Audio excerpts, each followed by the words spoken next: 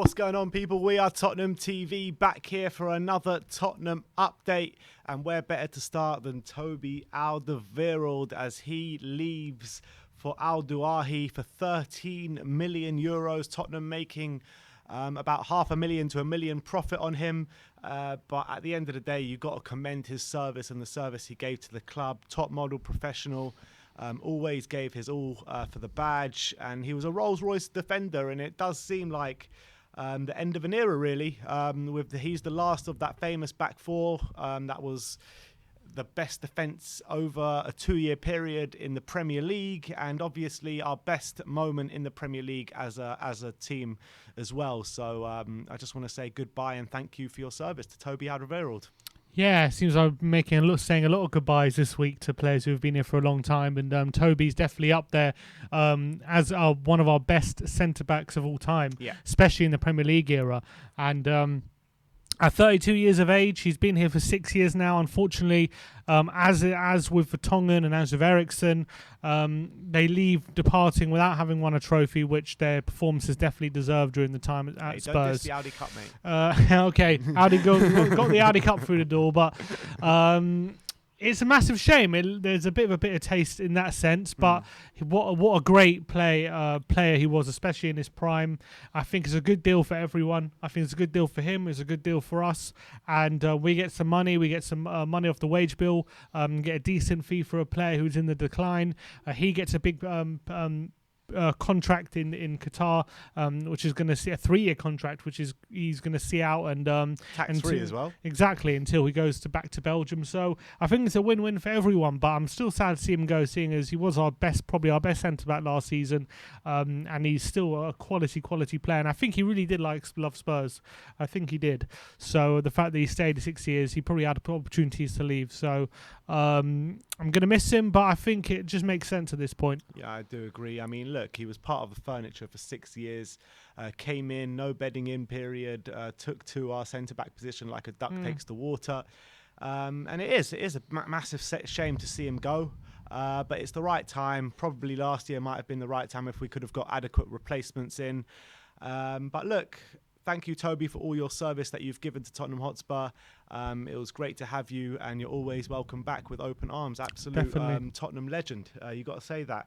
And talking of replacements, let's move on and talk about Christian Romero, as there has been some developments today. Not great developments. I'm not going to lie. It seems as though that Spursy transfer window now is starting to show for us. And let's read through all these updates from Fabrizio Romano. So the first part is Christian Romero is option A, B and C for Tottenham Hotspur, as Fabio Paratici believes Christian Romero is the perfect fit for Tottenham Hotspur. He believes his style will suit the Premier League. He will be a great leader in defence, and he is also a player for the future. However, Romano goes on to say that Atalanta are holding out for €55 million, which is £47 million pounds, but Tottenham are unwilling to match that for Christian Romero. And then it goes on to say talks appear to be still taking place. I don't think the story in any way suggests that talks are finished, just that Spurs don't want to pay the fee that Atalanta are asking for. We're going to have to wait and see what happens. Tottenham Hotspur are trying to decide whether to sign 3 central defenders for £55 million or euros, or one player in Christian Romero. A decision must be made soon. The club really want Romero, but final fee is proving difficult to agree at this current stage. Yeah, I mean, we've seen this story play out a million times before. So, I don't think it's deal dead or anything like that. I do think it's a bit of Atalanta trying to get the best deal for them. Spurs been doing their tough negotiating, which they do in every single deal, and it's very frustrating. But on the one hand, I'm not saying it's definitely deal dead, but on the other hand, this deal is definitely in jeopardy. I really believe that because we've seen it a million times. Spurs don't go all out to get the player they really want. They decide to save a few million, go for a cheaper option, and then it costs us in the long run. And I'm scared it's going to happen again. I am scared because I really believe Romero is a player who could definitely come in and make an instant impact in our defence, and he has that quality to be a leader and to really revolutionise our centre-back options.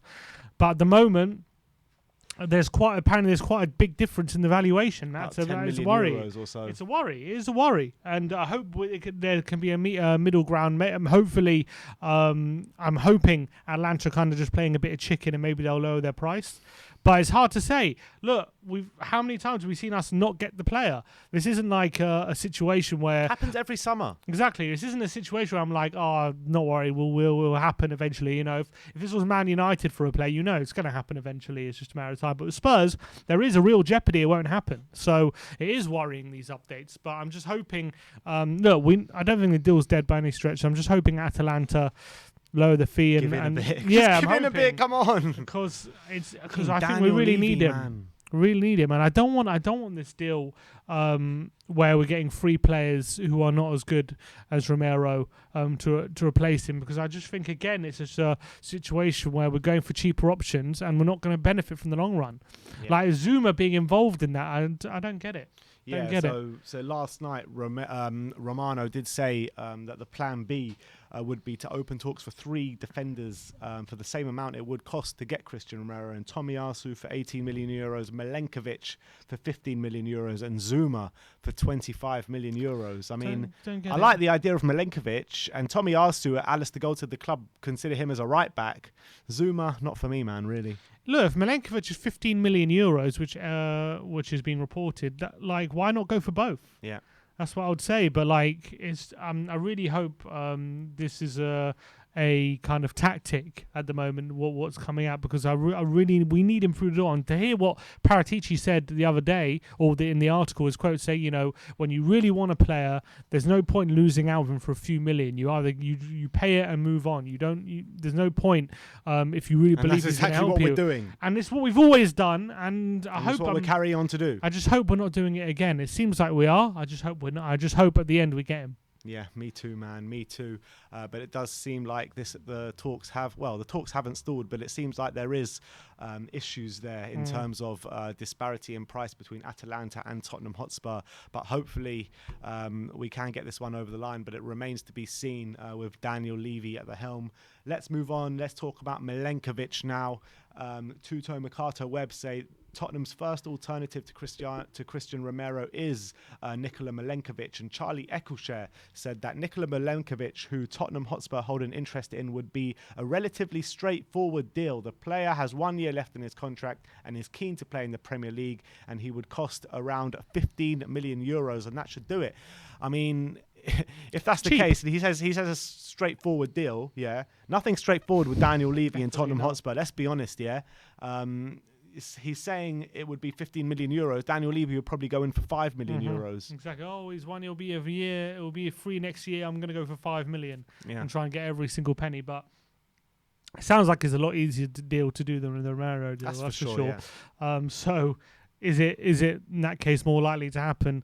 Unfortunately, that probably is the case. But look, he's a talented centre-back who is definitely had a great season at Fiorentina. So he's one player that we've spoken about him before, and how much, and he's a player I would definitely want. It's just I would want him with Romero. Exactly. Why can't we get both? Exactly. Why can't we get both? 15 million euros for him. He should be irrespective of Romero, especially if we can get Sanchez off the books. If we can get a decent fee for him, then I don't see why we can't afford both of them. So it shouldn't be a choice of either or. So we'll see how it plays out, but it shouldn't be a choice. Yeah, I completely agree, and I think that we should be bringing in both of them. They're talking about what, 65 million pounds for the two. It's a no-brainer in my opinion. Exactly, and when you're getting the quality there, 2 young centre-backs, 2 23-year-olds as well who can grow, I think it's a no-brainer. Yeah, I completely agree. Let's move on and let's talk about Kounde, because there has been some developments in that story. Really bad developments. I'm going to just tell you now. And Romano says Chelsea have opened official talks with Sevilla for Jules Kounde. There's a lot of confidence that the Tottenham Hotspur target Kounde will end up at Chelsea. Tottenham had an agreement with Sevilla for Kounde, but the player did wait to see if any other offers were to come in, and they have come in from Chelsea. Yep, and that's the reality. We know they got Champions League football, they got more money. They can blow Tottenham out of the water, unfortunately. They always bloody do. So There we have it. Kounde doesn't look like he. Like, I think there was a slight chance if no one else came in for him and Madrid didn't go in for him. Maybe there was a little open, but with Chelsea in there, it's dead now. He's not choosing us over Chelsea. And also Kounde going to Chelsea really makes the Zuma to Tottenham make even more sense. Yeah, the only positive is possibly we could step up Sevilla's chase for Sanchez. That's a positive because we need to get him out of the door. They just signed Jerome Boateng or something. They haven't signed him, but they're linked with him. So they're linked with him. They're linked with Sanchez. Hopefully they go for Sanchez or both even. And they're going to have a lot of money to spend now getting Kounde out the door. So that's the only positive I can see. But it's a bit of a blow that we've been gazumped again. But it was always a bigger chance I was going to happen. Look, we've been nowhere for 2 years and we're in the Conference League, so that's the reality. At the end of the day, Kounde is above the pecking order in France for Upamecano, Konate, some top talent in France, right? He's at Sevilla. He clearly stated that he's open to leave and wants Champions League football. So, look, he's put himself in the shop window, and it was obvious that a big team were going to come in for him. It was obvious. Maybe if it wasn't Real Madrid, it was going to be someone else, and it is someone else now, and it's Chelsea. Mm-hmm. So let's move on. CALETA-CAR. Fabrizio Romano says that there is nothing between CALETA-CAR and Tottenham. We brought you a news update yesterday that CALETA-CAR and Tottenham have agreed personal terms, but that seems to be wide off the mark. Romano completely pouring cold water on it, and Ali Gold actually last night talking about it as well and saying that there's just nothing in it between CALETA-CAR and Tottenham. Yeah, I think we should be saying our sights higher than him. I don't think he's a bad player. I just think we're better than him. I think so. I think we're better. I wouldn't say we're better than him, but I would say we should be aiming higher than him if we want to start challenging for top four again. So I think the other centre backs that we've been linked with are better than him. So I'm happy about that. Let's move on. Let's talk about Harry Winks. Romano says that there could be movement in the next few days regarding Harry Winks, which could be really interesting. It's been reported that Everton are open to sign him. Villa could be interested as well. How are you feeling about your star man? I'll believe it when I see it. I don't know if anyone's actually going to come in from and spend the money that Spurs will want. So I don't know. We're hearing links and stuff. We're not hearing about bids or anything. We're just very tentative. So I have a feeling he's going to be here next season. That's my gut feeling, but only because I don't think we're going to find anyone to buy him. We'll see. Yeah, we will see. We'll see how this one plays out. I, for one, I'm pretty much happy for him to leave. Him and Sissoko. I mean, even if him and Sissoko leaves, do we even need to bring in another midfielder? I think it would help, but not necessarily. You got Skip there, you got Højbjerg, you got Ndombele, you got Lo Celso. Depends how they see, it depends how they see Ndombele and Lo Celso, I guess. Depends. I think their best positions are deeper, but it depends how Nuno sees it. But is that enough? Like, let's say Nuno sees them as in a deeper role. Is that enough for you to go into the season with those four? It should be. Yeah. I can't see why not. And last but not least, Tomiyasu. Romano says Tottenham and Bologna are still in talks over Takehiro Tomiyasu, but the player is at the Olympics, so that is stalling the deal a bit, but talks are continuing. What I don't understand is why does the Olympics make so much of a difference for Tomiyasu, but we can get Bryan Gil over the line while he's at the Olympics? Doesn't make any sense. But maybe I think it's maybe because he's injured and we want to see the extent of the injury, maybe because he got an ankle injury out there. So maybe that's why. But if it was that bad, maybe he would have left already and then we could I don't know. I think the Olympics is a very convenient excuse to kind of delay the deal to see what else is out there possibly. So I think at the moment maybe we're not totally convinced, or maybe there's a bit of a difference in price and we're waiting to see what else we can do before we decide to pay the extra few million. That's what I feel like, because I think this deal clearly is there to be done if we want to do it. So I don't buy this whole waiting for the Olympics and all that stuff. Well, we're going to have to see how this plays out. I mean, it has been an extremely busy week so far. Monday, Lamela went out the door and Bryan Gil came through the door. Tuesday, Toby Alderweireld went through the door. Let's see what tomorrow holds on Wednesday. Obviously, it's pre-season friendly date as well. Tomorrow, MK Dons. So catch the watch along tomorrow night from around 7:30 p.m. as Sim will be taking you through the MK Dons v Spurs friendly. So thank you for joining us. One quick thing, just quickly. Romano has just said that I'm confident about a deal because Romero is Tottenham's priority and he's very excited about joining Tottenham. So despite the fact he's saying there is a difference in price, at least he's saying he's confident it's still going to get done. So that's good. Well, a nice little ending to the video for you guys. Well, look, we're just going to have to wait and see how it plays out. I'm not too sure how I'm feeling on the Romero deal. There's half of me thinking that it's going to get done because it seems as though Romero really wants it to get done. But then the other half of me knows we got Daniel Levy and knows how he plays his games. Exactly. So we have to believe it when I see it. Yeah. Tilly's holding the shirt, as the great Bob Spurs says. But anyway, thank you everyone for joining us today. Like, subscribe and comment. And as always, come on you Spurs.